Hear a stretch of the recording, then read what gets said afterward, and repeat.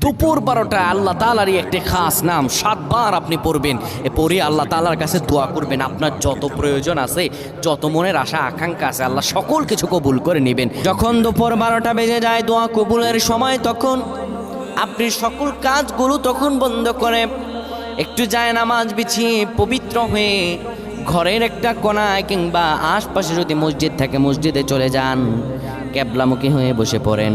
ক্যাবলামুখী হয়ে বসে সুন্দরভাবে প্রথমে 10 বার দুরূদ শরীফ পড়েন, 3 বার সূরা ইখলাস পড়েন, 2 বার সূরাতুল ফালাক, 1 বার সূরা নাস পড়েন। এরপরে আপনি আল্লাহ তাআলার এই খাস নামটা ধরে পড়েন, আর রহমান আর রহমান আর রহমান 7 বার পরে এরপরে আবার দুরূদ পড়ে দোয়া করেন। আল্লাহ তাআলার কাছে চাইতে দেরি হবে, কিন্তু আমার রব আল্লাহ আপনার দোয়া কবুল করতে দেরি করবেন না।